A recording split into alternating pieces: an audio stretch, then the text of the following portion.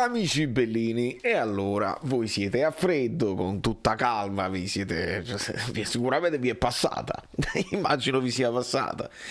Io invece no, sono ancora a caldo, è ancora notte, qui a New York abbiamo fatto quello che dovevamo fare, ma adesso è il momento dell'analisi. Cominciamo. È un martedì pazzesco. Rumori incredibili, rumori. Allora, amici bellini miei, amici bellini e anche i passanti, come dice Guido, salutiamo anche i passanti e immagino quanti passanti ci siano adesso a godere del fatto che il Napoli perde sempre. Rita Verza, benvenuta, posso salutare un'amica bellissima, nuova, benissimo, mi fa molto piacere, benvenuti a tutti i nuovi iscritti, nuovi abbonati che stanno arrivando, siete straordinari, veramente il vostro supporto è superiore a tutte le aspettative possibili e immaginabili. E lasciatemi 500 like, vi chiedo proprio specificamente 500 like, perché la tentazione era forte dopo aver visto, perché io ho guardato prima gli highlights, ho guardato un pochino le interviste Spalletti, Rachmani eccetera eccetera, e la tentazione al calduccio nel letto, perché poi guardando solo nel letto eccetera eccetera era forte di chiudere tutto e dire vabbè, facciamo una live in settimana, ne parliamo. E invece no, 500 like perché mi sono alzato, mi sono messo a scrivania, mi sono scritto tutto e mi sono guardato 90 minuti, 96 minuti di partita, perché io non mi posso spiegare. E la prima cosa importante, proprio importantissima da dire, la radio è una cosa, la telecronaca ne è un'altra, gli highlights sono diversissimi dalla realtà. Sono proprio diversi, perché ci sono tantissime cose anche negli highlights estesi, perché se voi guardate negli highlights della Serie A è un conto, escono tipo 3 minuti eccetera eccetera. Golasso della Paramount Plus fa gli highlights estesi includono anche le sostituzioni, includono molte più azioni da gol e arrivano tipo a 10-11 minuti molto spesso. È completamente diverso, perché se tu guardi gli highlights vedi il Napoli che tira eccetera eccetera, non vedi però nel primo tempo un possesso palla dell'Empoli molto molto importante, dove il Napoli la palla l'ha vista poco. Diciamo subito quello che è: nel primo tempo il Napoli la palla l'ha vista poco, e quello che abbiamo creato, e ce l'ho scritto tutto qua, l'abbiamo creato quasi sempre in ripartenza, è proprio vero da dire. Poi adesso facciamo anche un recap di tutte queste cose, perché come sapete con un Ambrabam noi andiamo nel campo e vediamo tutte le cose, anche perché si può parlare di alcune scelte di Spalletti. Una delle cose importanti, che spero di poter dire tutte le cose perché non voglio fare 2 video separati questa volta, anche perché nell'intervista di Spalletti dice le solite cose. Una delle chiavi importanti di questa partita, a proposito perché mi dà fastidio in effetti, una delle chiavi di questa partita è la non presenza di Spalletti. È importante secondo me, noi lo sappiamo che nei momenti di difficoltà questa squadra la devi alluccare in testa o la devi tranquillizzare a seconda, e purtroppo poi affronteremo anche il discorso del capitano, perché poi è chiaro, servono i leader in questi momenti di difficoltà, e il capitano purtroppo è nervoso. Lui dice Musone, lo dicevano tutti che Muso in questo momento è molto nervoso, si appiccica lui il pallone, l'arbitro, i compagni no, però gli avversari, spinge, reagisce male, sta nervoso, e quindi serviva la presenza di Spalletti come uomo di esperienza, che traghettasse, che dicesse calma qua, attacchiamo qua, adesso è il momento del forcing, più logici, perché nel secondo tempo secondo me siamo stati frenetici, si poteva con più calma probabilmente arrivarci al gol. Non è una di quelle partite che tu dici l'avremmo potuto continuare a giocare per altri 110 minuti, non avremmo segnato mai. Non mi dà questa sensazione qua, a tepido, avendo la rivista il risultato acquisito. Secondo me il Napoli lo poteva fare un gol. Ora però ovviamente noi ci dobbiamo chiedere, un gol contro l'Empoli, non si può fare qualcosa in più visto che l'Empoli concede molto? Però l'Empoli è stato furbo, l'Empoli è stato bravo, perché dopo un primo tempo dove ha fatto molto possesso palle, hanno fatto anche le loro occasioni, il secondo tempo si sono abbassati, ma si sono abbassati bene, e hanno schierato le linee. Empoli con il 4-3-1-2 quindi comunque con 2 attaccanti, e impostavano a 3 con il centrocampista, questo slovak, come si chiama, il numero 5, forte che si abbassava per impostare, le 2 mezze ali, veramente impressionante, e tutte le impressioni che abbiamo avuto l'Empoli le conferma. Complimenti all'Empoli che vince una partita meritando. Poi è chiaro che il Napoli ha creato di più. Se voi andate a vedere gli XG, ve li dico subito, perché ve li dico subito, non è che non ve li dico, non mi dici gli XG, verba volant, scripta mane, eccoli qua, e negli XG voi vedete che il Napoli, tutti questi pallini azzurri che vedete sono tutte le occasioni del Napoli, molte azioni ribattute, tiri addosso agli avversari, alcuni tiri parati dal portiere, altri poi rimpalloni, tiri fuori, tiri imprecisi o tiri troppo centrali. La percentuale realizzativa che ci dice Guido, il Napoli meritava di fare un gol e mezzo come minimo, mentre l'Empoli poca roba, anche avendo avuto più tiri, però il gol stesso, vedete la stellina gialla, guardate com'è piccolo, 0.03, perché è un gol che non è stato nemmeno concepito da Cutrone, quindi poi la sfortuna è quella. Però questa è una partita che noi senza quel gol abbiamo pareggiato 0-0, quindi grave comunque, perché l'Empoli comunque devi vincere. Quindi mentre noi ci possiamo tranquillamente parlare di sfortuna per come è arrivata la sconfitta, possiamo tranquillamente analizzare questa partita parlando di un pareggio 0-0 che non va. Non va. Poi puoi dire, vabbè, magari la cosa psicologica. Invece no, il Napoli ha avuto anche la forza dopo il gol di continuare ad attaccare, però siamo stati un po' fuffoni. E ricapitolando, perché poi a un certo punto ho smesso di valutare le cose, Ospina fa una buona uscita subito, Ospina molto fuori dai pali, perché loro poi facevano questo lancio a scavalcare i nostri difensori e molto spesso sono stati pericolosi.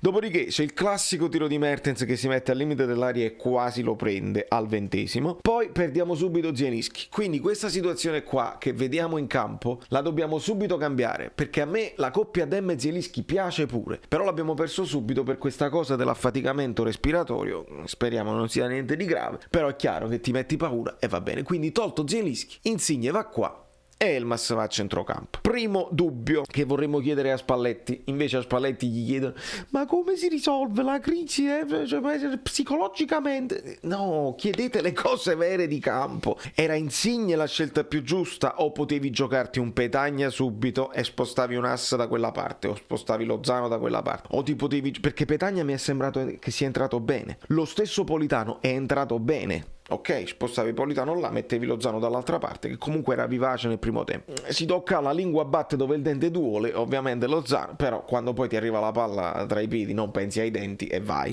Anche se forse, vabbè, ha ancora scelte che possiamo sindacare tranquillamente. Oppure un Anghissà, lo stesso Anghissà, però Spalletti ci dice: Anghissà non aveva tutti i minuti, Politano non aveva tutti i minuti, Insigne non aveva tutti i minuti, ma lo stesso Insigne alla fine è quello che aveva meno lucidità. Do un consiglio a Spalletti e spero che qualcuno glielo riporti.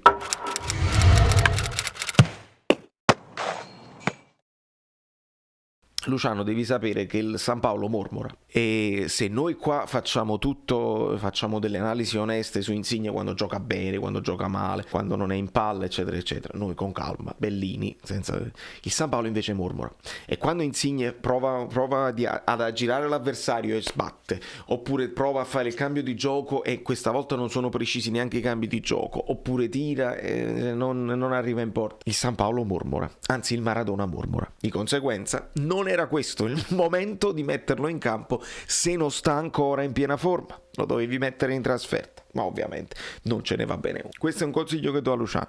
Adesso lo sai, penso che tu capisca, abbia la sensibilità di capire che il Maradona, se fate gonfia la rete, quella è una lagna, quella cosa. E mi ricordo che quel coro era una lagna anche quando io andavo allo stadio. E fare gonfia la rete, ma un po' di entusiasmo. Dov'è il ritmo? Cioè, sarò con te. E sono mosci questi cori, dovete dare ritmo. Ascoltate lo stadio del Venezia, ti danno la carica. Mettete Messico 86 allo stadio, ma che cosa state aspettando? No, non mi piace sta cosa. Apprezzo contemporaneamente che a fine partita comunque sia partito il sarò con te per applaudire, per non insultare i giocatori, per non fischiare, vabbè, perché alla fine ci hanno provato fino alla fine e bisogna dirlo. Comunque, dopodiché anche Elmas alla Mertens prende la traversa, veramente veramente sfortunati sotto questo punto di vista, si può dire anche imprecisi, non c'è problema. Dopodiché Insigne per racchiudere la partita di Insigne, il passaggio che sbaglia con il contagiri, no? Che non ha, per Lozano, che praticamente sarebbe stato davanti al portiere, e gliela dà un pochino troppo lungo, un po' troppo centrale, al 24esimo, proprio al 24, e purtroppo non è andato. Idem Insigne che tira altissimo su assist di un ass, Berami che tira su un errore di Di Lorenzo, il robot, buona partita anche questa volta, ma qualche pallone ti scappa, il tiro forte di Lozano su passaggio splendido di Di Lorenzo. Ancora Insigne a giro sul recupero palla di Demme al 44esimo e lo stesso Insigne che però era un fuorigioco, quindi questo non risulterà. Al 46esimo prova quel pallonetto che però